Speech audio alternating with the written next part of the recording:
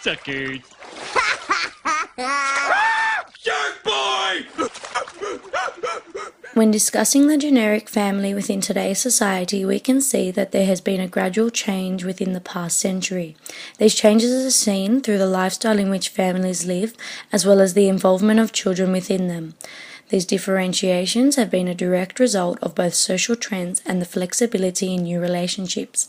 The models and forms of the more common structures within today's society include single-parent families, unmarried couples with children, queer families, divorced families, diverse families, blended families, living apart together families, and child-free couples. The change of policy, which allowed de facto couples and other categories to be recognized as real families, have played a major role in creating these models.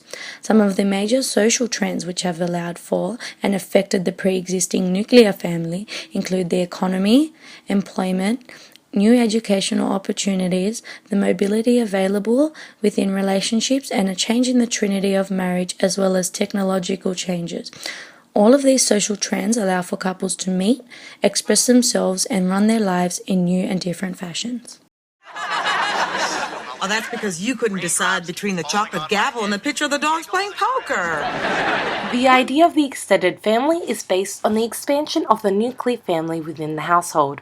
According to the Australian Bureau of Statistics, this is most common amongst Australians born in eastern countries such as South America, while Western families are least likely to have these arrangements. Families with low income are more likely to live with an extended family due to difficulties in achieving self-sufficiency. It is estimated that almost a quarter of Indigenous Australians with a family income below $400 a week live with extended family in order to make ends meet. Extended families that live apart still show to retain good ties, being found that 63% still had weekly contact with their relatives. This has now coined the term modified extended family. No, come on, we're just a new type of family. They don't have the right vocabulary for us yet. They need one of us to be the mom. In recent years, there has been a large growth in the prevalence of same-sex couples within Australia and globally. In 1966, same-sex couples constituted 0.3% of partnerships within Australia, whereas in 2011 they constituted 0.7%. This growth indicates a further breakdown of the nuclear family model. Changes in attitudes and structural changes have contributed to the rise in the number of same-sex couples in society.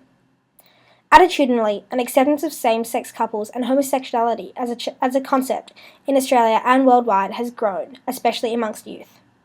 Protests are held regularly in Australia calling for equal marriage rights, indicating this acceptance. Structurally, many changes have occurred in order to facilitate these unions, such as the legalisation of same-sex marriage. This has occurred in 13 nations globally. Additionally, the Australian Capital Territory in Australia tried to legalise same-sex marriage, evidence of these structural changes. In recent decades, there has been a decentralisation of marriage and family life. The number of single-parent families and divorcees have drastically risen in developed Western countries. As the name suggests, single-parent families consist of children and a single parent. Statistics from the Australian Bureau of Statistics show that in 2011, around 14.4% of Australian families were single-parent families. Single-parent families also consist of divorcees that have split from their partners and are entitled to care for children from their previous marriage.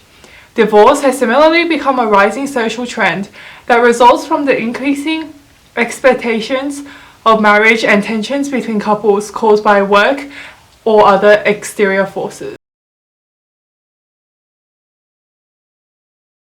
All in this together.